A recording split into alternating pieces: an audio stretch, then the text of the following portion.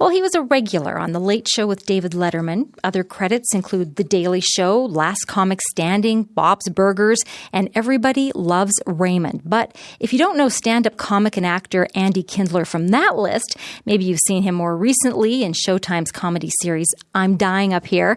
And CBC listeners may recognize him from The Debaters, talking to Charlie Demers. Here's a clip. Tom Peters coined the term personal brand in 1997. Peters is famous for his book, In Search of what? Charlie? Royalties.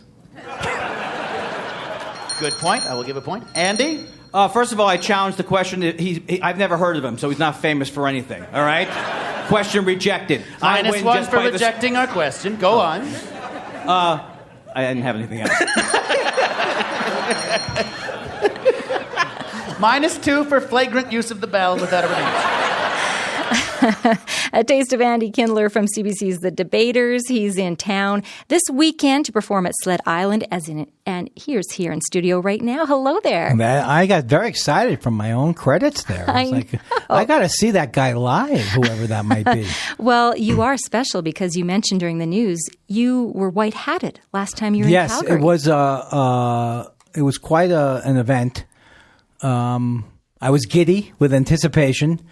It's not a strange ritual, but it is odd and it's fun. Yeah. And but someone asked me if I brought it back. Well, you're not supposed to travel around with your white hat, right? I keep it at home, and I made it collapsible. You made it collapse. Yeah. You sat on it, didn't you? Sat on it. You did. Well, it's a very special moment. So there you go. Congratulations on Thank getting you. a white hat.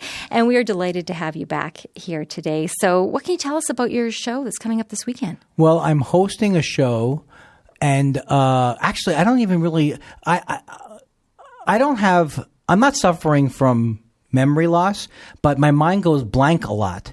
So when you said all of a sudden I forgot who's on I don't know I saw these comics. These are like newer comics, and I saw their tapes, and they're hilarious, but I can't remember anyone's name. I can remember my name, and I'll be hosting a show, and I will be being funny in between the other comics. There you go. Yeah. There you go. And that's not so easy to do. You know, it's like a lot of times when I'll host a show, I'll do a few minutes, and then another comic will come out, and then I'll come back on, and people are like, why is he back? You know? Yes, somehow I don't think so. So what informs your comedy these days, Andy? Well, I'm obsessed. A lot of it's Trump, and then you just can't. There's two things. I want to talk about Trump a lot, but then I can't watch him anymore. So we just my wife hears like one sentence from him. She's like, it has to go off. And so that's actually, I talk a lot about him, but that's actually more depressing. But I like to talk about stand-up and I do a speech every year in Montreal called the State of the Industry speech. And I say what's wrong with comedy.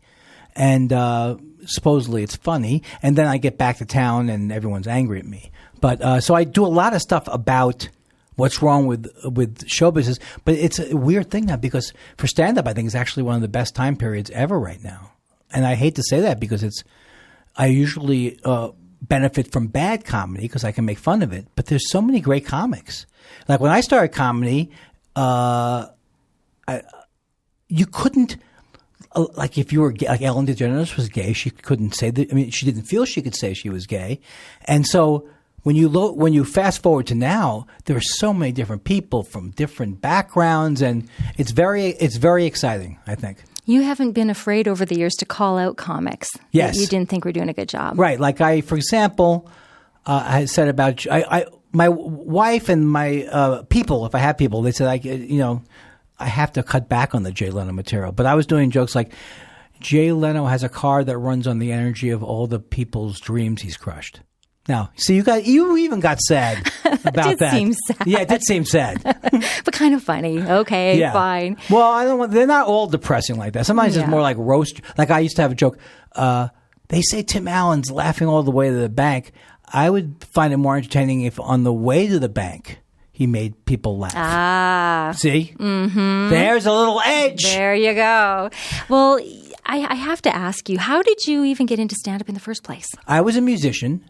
And I came out, I used to be afraid to say my age, but then the internet came along and everyone knows the exact time of day and everything. So I went out to Los Angeles in 1978, many years before anybody in the studio was born.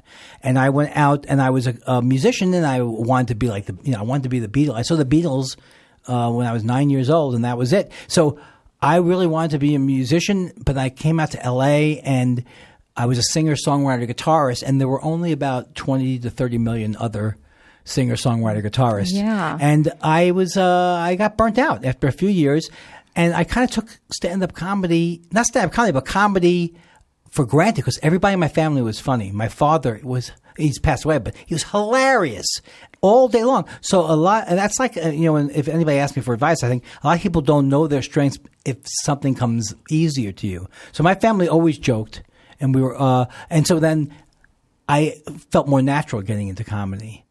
So it went easier too. Yeah. Maybe I had more. I don't want to put my music down, but Yeah. I haven't released anything yet. That's still coming. Yeah, it's still coming. You obviously you're having an amazing career in comedy. You've worked with so many different people on so many different shows.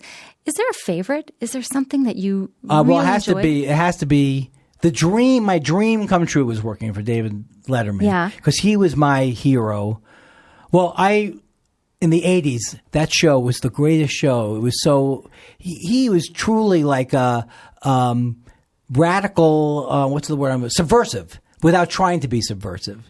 Just like he would hose people on the street down with water, that type of thing. So he was always my dream. And then I got to be in a show in 1996, and I was so nervous, and I didn't really do that well. I didn't think. And then I was on in the year 2000. I came on again. I said, I was here in 96, and I'm here again now in 2000. I can't live on this kind of money. And then it was like a dream come true. I went and started doing field pieces for him, because Dave used to go out and do all of his own. Like, you remember he used to do that thing about you go into stores like just light bulbs. What else do you carry? That type of thing. Yeah. But then he would. This doesn't happen to me, but he gets mobbed. He's like people love David Letterman, and they'll mob him. So I became his did you watch the show? Yes, I have watched the show. Do you remember when he used to do he would have a camera on Rupert G's head? This was unbelievable. He would put a camera on Rupert G's head, and he would be, this is what they did in the transition where he couldn't be seen in public. He would sit in a van and just tell Rupert to say these things to people, and he would he'd say, Rupert, go up. He's the waiter. Go up and put your fingers in both glasses, and he would just get these people would become enraged but Rupert would just say whatever it was. See, and now so many comics do it, right? Like Ellen DeGeneres does stuff like that, and it used to happen on Punk'd, And then when you moved into acting, how different was that? Well, acting was something that I always fantasized about when I was a kid. I would pretend like I was like, you're too young, but there used to be a show called Mannix, and he was like a detective, so I would always, make Mannix type faces. So I kind of always did want to act, but most of the acting I've received, the gigs have been from recommendations. Like I used to have lunch with all the writers who wrote for Raymond, and then they wrote the part for me. Perfect. And Dr. Katz, they wrote the part for me. It's like a Tony Danza thing. Yeah. You can only play myself. Perfect. Well, you have a lot on the go, and I really appreciate you taking the time. This was fun. Yeah, I know you just landed, right, from LA. I'd like to tell you I'm not busy, but let's pretend I'm sure I have to get my white hat buffed. That's right. Unsquish it. Pull it up. Well, thank you so much for coming in. I appreciate it. Thank you. That's comedian and actor Andy Kindler. He's performing at Sled Island Festival tomorrow night at the Patricia A. Whalen Performance Hall at the Central Library. And for more information on that, go to sledisland.com.